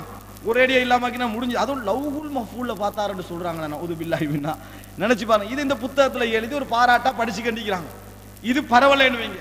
இது அந்த மக்களுக்கு சிந்திக்க தான் சொல்றேன். யாரும் இதுல கோவிச்சுக்கண்டு எங்களை அவமானப்படுத்தி விட்டான்னு நினைக்க வேண்டிய அவசியம் இல்லை. இது இருக்கா இல்லையான்னு மட்டும் பாருங்க. இல்லைன்னு சொன்னா அதுக்கு கூட என்ன செய்யலாம்? கோவிக்கலாம், சண்டை பிடிக்கலாம், எல்லாம் செய்யலாம். இருந்தா இருக்க நாங்க நிரூபிக்க தயாராகிறோம். இது வந்து கராமத்தா? இதான அல்லாஹ் தஆலா குர்ஆன்லயும் ஹதீஸ்லயும் சொல்லக்கூடிய எத்தனையோ கராமத்துகள் எடுத்து பாருங்க. இதாது இது தேவையானு கேட்கிறேன். அன்புள்ள சகோதரர்களை, இப்படி உடம்புக்கு ஒரு நிலைமை ஒன்று இருக்கணுமா இல்லையா? 70 முறை ஒரு ஆள் ஜுனுபாலியாக குடிக்கிறேன்னா என்ன இது? அன்புள்ள சகோதரர்களை, இப்படி சொல்லி இருக்கிறார். இதை விடுங்க. இதை நீங்க ஆச்சரியப்படுவீங்க, அவங்க ஏற்றுக்கொள்ள மாட்டாங்கன்னு நினைக்கிறேன். அதாவது அண்மையில் ஒரு வருஷம் ஒன்றரை வருஷம் அல்ஜீரியால ஒரு புக் வெளியாயிடுச்சு. வேதனைக்கிடமான ஒரு புத்தகம். சூஃபியா தரீகா அப்படி என்று சொன்னால் அதுல இவங்க எந்த தரீகாவும் விட்டு கொடுக்கிற அடி இல்லை. நாங்க அவர்களை ஏற்றுக்கொள்ள வேண்டியெல்லாம் சொல்லக்கூடாது. எந்த தரீகாவும் விட்டு கொடுக்கிற அடி இல்லை. யமனில, ஈஜிப்ட்ல, அல்ஜீரியால, மொரோக்கால பிரபல்யமான ஒரு தரீகா தான் தரீகத்துல் அலாவியா என்று. இந்த தரீகாவுடைய தலைவர் வந்து இப்ப தலைவராக ஹாலித் அத்லான் இப்னு தூனிஸ், இவர்தான் தலைவர். இவர் புத்தகம் வந்து வெளியே போடுறாரு. அஸ்ஸூஃபியா அல் இர்த் அல் முஷ்தரக். அஸ்ஸூஃபியா அல் இர்த் அல் முஷ்தரக். சூஃபித்துவம் வந்து ஒரு பொதுவான, அதாவது இருந்த வராசத்து சொத்து, எல்லாருக்கும் பொதுவான ஒரு சொத்து அப்படின்னு புத்தகம். இந்த புத்தகத்தை 400 பக்கம் பிரான்ஸ் மொழியிலே வந்துட்டு, டென்மார்க்குக்காக நம்ம ஆர்ப்பாட்டம் செஞ்சோம் தானே. சூஃபித்துவத்தால் உள்ள பாதிப்பை பாருங்க. இந்த புத்தகத்தில் கிட்டத்தட்ட 900 படங்கள் இருக்கு, போட்டோஸ். ரசூல் ஸல்லல்லாஹு அலைஹி வஸல்லம் அவங்களோட போட்டோ, நபிமார்களுடைய போட்டோ, குகையில இருந்த மாதிரி போட்டோ, நபிமாருடைய மனைமாறுற போட்டோ என்று உருவப்படங்களை வரைந்து இந்த புத்தகம் வெளியே சூஃபித்துவ தரீகாவான. அதை அந்த தரீகாவுடைய முரீதுகள் பெரிய ஒரு தங்கமான பெருமதியான புத்தகமா வச்சிருக்கிறாங்க. இதான் இந்த பக்கம். இந்த புத்தகத்தில் பாருங்க, ஆதம் அலைஹிஸ்ஸலாத்தையும் ஹவ்வா அலைஹிஸ்ஸலாத்தையும் படம் வரைஞ்சிக்கிறாங்க. இந்த புத்தகம் ஆதம் அலைஹிஸ்ஸலாத்தையும் ஹவ்வா அலைஹிஸ்ஸலாத்தையும் படம் வரைஞ்சி. இந்த புத்தகம் இல்லைன்னு சொல்லட்டும், பிரதி ஒன்று எடுத்தாரோ. அன்புள்ள சகோதரர்களே, இதை மக்களுக்கு கொடுங்க. இதை நீங்க எடுத்து பார்த்தீங்கன்னு சொன்னால் ஆதம் அலைஹிஸ்ஸலாம் இவன் ஒரு போட்டோ எடுத்து 900 போட்டோ இருக்கு அதுல. இதை எதிர்க்க சொல்லியும் கூட நீங்க பார்க்கணும். அதை ஒவ்வொருத்தரா அதுல எதிர்க்க சொல்லியும் கூட என்ன செய்யறாங்க தெரியுமா? அது பெருசா என்ன செய்யறாங்க இல்ல நினைக்கிறேன். ஹவ்வா அலைஹிஸ்ஸலாத்தை ஒரு நான் கலர்ல எடுக்கல, பிளாக் அண்ட் ஒயிட்ல எடுத்து ஆபாசமான முறையில் செஞ்சுக்கிறாங்க, காட்டிக்கிறாங்க. அல் இர்துல் முஸ்தரக் இல்லைன்னு சொல்லிட்டு யார் எழுதினது? அந்த அலாவியா தரீகாவுடைய தலைவர் எழுதினது. இது மாதிரி எந்த ஒரு ஜமாத்தை செஞ்சிருக்குமா? எந்த ஒரு பிரிவாவை செஞ்சிருக்குமா? இது கேட்டா அதுக்கு பதில் சொல்றாரு, நபி அவர்கள் மீது உள்ள பாசம் தான், அவரை காண வேண்டும் என்ற ஆசை தான் எங்களுக்கு அப்படி செஞ்சுதான். ஆபாசம் சகோதரர்களே, அவரை அப்படி காண வேண்டும் என்ற ஆசை தான் அப்படி செய்தது என்று விளக்கம் கொடுக்கிறார்கள். ஆதமுக்கும் ஹவ்வாவுக்கும் இப்படி ஒரு ஆபாச போட்டோவை போடுறாங்க என்று சொன்னால் வெக்கமில்லை. அத்தனை போட்டோவை நாங்கள் வேணா பிரிண்ட் அவுட் எடுத்தாரோம். அன்புள்ள சகோதரர்களால் இர்துல் முஷ்தரக், சூபித்துவம் வந்து ஒரு பொது உடைமை என்கின்ற நூலில் இப்படி ஒரு போட்டோவை எடுத்து வைத்திருக்கிறார்கள் என்று சொன்னால், ரசூலுல்லாஹி ஸல்லல்லாஹு அலைஹி வஸல்லம் அவர்களும் அபூபக்கர் ரலியல்லாஹு அன்ஹு ஹிரா குகையில இருக்கிறாங்க, தௌர் குகையில இருக்கிறாங்க. அதை போட்டு என்னது இவங்க வந்து இந்த குகையில இருக்கின்ற காட்சி விளங்கிட்டானே அப்படி என்று சொல்லி போட்டோ போட்டுக்கிறாங்க. இதே டென்மார்க்ல செஞ்சா ஆர்ப்பாட்டம் உலகம் அப்படியே கொதிச்சு எழுந்துச்சு. இது பிரெஞ்சு மொழியில மொழிபெயர்த்து கடுமையா என்ன செய்யுது, இசுவாய் கண்டிக்கிற புத்தகம். இந்த வரைக்கும் அவங்களோட வெப்சைட்ல போனா நீங்க என்ன செய்யலாம், பார்க்கலாம். வேதனைக்குரிய விஷயம், ஆதம் அலைஹிஸ்ஸலாத்தையும் ஹவ்வா அலைஹிஸ்ஸலாத்தையும் ஒரு காபிர் செஞ்சிருந்தா பரவாயில்ல. நான் ஏன் ஆதமையும் ஹவ்வாயும் எடுத்துட்டு வந்தேன் தெரியுமா? இதை வந்து கிறிஸ்தவர்கள் அப்படி வரைகிறாங்க, விளங்கிட்டா? அதனால எடுத்து, இல்லாட்டி ரசூலுல்லாஹ் எடுத்து வரேன், அது எடுக்க மனசு இல்லை, அதை எடுத்து வந்திருக்கலாம். இதுக்கும் இன்னோசன்ஸ் ஆஃப் முஸ்லிம் என்று சொல்லி வந்துச்சே, அந்த படத்துக்கு என்ன வேறுபாடு? மோசமான முறையில் படம் பிடிச்சு காட்டுறாங்கன்னு சொன்னால், நான் சொல்லவில்லை எல்லா தரிகா சௌர்கள் மீது ஆதரிப்பார்கள் என்று சொல்லவில்லை, எதிர்ப்பார்கள் நிச்சயமாக. ஆனால் இந்த நிலைமைக்கு ஒரு தரிகாவுடைய சேகை ஒன்று கொண்டு போகுது என்ற என்ன காரணம் என்று கேட்கிறோம். அதான் விஷயம். எல்லாரும் இந்த ஊரில் உள்ளவங்களும் அதை ஆதரிப்பாங்கன்னு சொல்லுவார்கள், நிச்சயமாக எதிர்ப்பார்கள், அது பிழை என்று தான் சொல்லுவார்கள். ஆனால் பிழை என்று சொல்லுகின்ற மனம் தரிகாவுடைய அறிஞர்களுக்கு இருக்கிறதா? அன்புள்ள சகோதரர்களை, இஸ்லாமிய சமுதாயத்திற்குள் ஏற்பட்ட பாதிப்பு. அப்ப ஒரு சும்மா ஒரு ஆளா தரிகாவுடைய சேகன்னு சொன்னா என்ன நினைக்கணும் சகோதரர்களே? நாங்கள் இந்த 4 சோதனைகள் இருந்து மீள வேண்டும். இந்த பாத்தினியாவிலிருந்து, இந்த அக்லானியத்திலிருந்து, இந்த சூபித்துவத்திலிருந்து, மதுஹபியத்திலிருந்து நீங்கினால் தான் நாங்கள் வெற்றி பெற முடியும். இந்த பாத்தில்களையும் இந்த தவறான கொள்கைகளையும் அங்கைக்கு நாங்கள் என்ன செய்யக்கூடாது, நினைச்சு கொண்டிருக்க கூடாது. அங்கைக்கு நினைச்சு கொண்டிருக்க நபித்தோழர்கள் இப்படித்தான் இருந்தார்கள், இமாம்கள் இப்படித்தான் இருந்தார்கள் என்று கடந்த கால நூற்றாண்டை எங்களோடு சம்பந்தப்படுத்தக்கூடியவர்களை நாங்கள் பார்க்கிறோம். அன்புள்ள சகோதரர்களே, அதனால் தெளிவாக இந்த விஷயத்தை சொல்லிக் கொள்கிறோம். இந்த விஷயம் சம்பந்தமாக நாங்கள் எங்கேயும் பேச தயாராக இருக்கிறோம். ஒரு விஷயம் கிடைச்சது, ஜனவரி மாதம் மௌலை அப்துல்லா ஜமாலி அவர்கள் இலங்கை வருகிறார்கள், பேச தயாரா அப்படி என்று சொல்லி சிலர் கேட்கிறாங்க. அன்புள்ள சகோதரர்களை, ஆட்களை வைத்து நாங்கள் பேசலாமா இல்லையான்னு முடிவு செய்வதில்லை. நாம் இருக்கக்கூடிய விஷயம் சரியா பிழையா இடத்தை வச்சு தான் என்ன செய்கிறோம், முடிவு செய்கிறோம். நாங்கள் இருக்கிற விஷயம் சரி என்பதை 100க்கு 100 நாங்கள் உறுதியாக இருக்கிறோம்.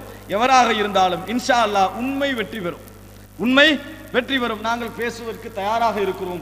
அப்படி விரும்பக்கூடிய சகோதரர்கள் ஒப்பந்தத்துக்கு எங்கள் நிர்வாகம் தயாராகி வந்து என்ன செய்யலாம், சம்பந்தப்படலாம், பேசலாம்.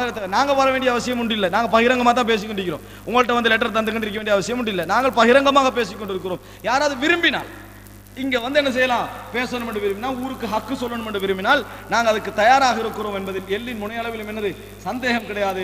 ஒரு விஷயத்தை அடிப்படையாக புரிந்து கொள்ளுங்கள். இந்த 4 விஷயங்களிலும் இந்த சமுதாயத்தில் பெரிய ஒரு மாற்றம் வந்து அதன் அடிப்படையில் ஒரு சமுதாயம் உருவாகாத வரைக்கும் நிச்சயமாக இந்த சமுதாயத்தில் பிளவுகளும் அவைகளும் வளர்ந்து கொண்டிருக்கும், வெற்றி வராது. இன்றைக்கு பலஸ்தீனிலே பின்னடைவுக்கான காரணங்களில் மிக முக்கியமான ஒன்று சூபியா. பலஸ்தீனில் உள்ள தரீகாக்கள் எனக்கு ஒரு தலைப்பு தந்தால் 100க்கு மேற்பட்ட தரீகாக்களுடைய ஃபித்னாக்களை நான் சொல்லி காட்டுவேன். பலஸ்தீனில் உள்ள தரீகாக்கள், குதுஸ் பிரதேசத்தில் உள்ள தரீகாக்கள் என்ன நடக்குது, ஹமாஸுக்கு அவங்க ஆதரவா எதிர்ப்பா, ஏன் அப்படி இருக்கிறாங்க என்கின்ற பட்டியலை சொல்றேன்னா ஒருவருக்கு பேசலாம். இந்த ஜிஹாதி பின்னடைவதற்கு, அங்கே வெற்றி கிடைக்காமல் இருப்பதற்கு காரணங்கள் பல இருந்து அதில் இது உண்டு, நிரூபித்துக் கொண்டிருக்கலாம் சகோதரர்களே. ஆக அன்பான ஒரு வேண்டுகோள், அன்பான ஒரு அழைப்பு, இதை யாரை சீண்டுவதற்கான உரையும் அல்ல, கொஞ்சம் யோசிப்பதற்கான உரை, சகோதரத்துவமாக மாறுவதற்கான உரை. எங்களுடைய முடிவு எப்படி இருக்கிறது தெரியுமா, இதுல வந்து ஒரு கை இன்னொரு தேய்ச்சி முடிவு காண்ற மாதிரி. உங்களுக்கு தெரியும், பிலால் ரதியல்லாஹு அன்ஹு அவர்களும் அபூதர் அல் கிஃபாரி ரதியல்லாஹு அன்ஹு சண்டை பிடிச்சுக்கிறாங்க. பிரச்சனை வருது. பிரச்சனையில் என்ன சொல்றாங்க, அபூதர் அல் கிஃபாரி இப்னு சௌதா, ஏ கருப்பியின் மகனேன்றாங்க. ஏ கருப்பியின் மகனே ஒரு வார்த்தை சொல்றாங்க. உடனே போய் அபூதர் பிலால் ரதியல்லாஹு ரசூலுல்லாஹ் கிட்ட போய் சொல்றாங்க, அல்லாஹ்வின் தூதரை இப்படி அபூதர் என்னைய பார்த்து பேசிட்டாங்க. உடனே ரசூலுல்லாஹ் கூப்பிடுறாங்க. கூப்பிட்டு கேட்கறாங்க, ஐயர்தஹு பி உம்மி, உம்மாவை சொல்லி நீங்க குறை சொன்னீங்களா, அவட உம்மா கருப்பியின் மகனேன்னு சொன்னீங்களா? கேட்டுட்டு அவர் ஆமன்னு சொன்னவுடன், இன்ன கம்ரஉன் ஃபீக ஜாஹிலியா, ஜாஹிலியத்துள்ள ஒரு மனிதர் நீங்கள் என்று ரசூலுல்லாஹி ஸல்லல்லாஹு அலைஹி எச்சரித்தார்கள். எச்சரித்த அடித்த கடமை மாறினார்கள் சகோதரர்கள். இந்த மாற்றம் எப்படி இருந்தது தெரியுமா, அவர்களுக்குள் ஏற்பட்ட பிளவு நபி அவர்களுடைய அட்வைஸுக்கு பின்னால் ஏற்படுத்தப்பட்ட ஒற்றுமை இருக்குது.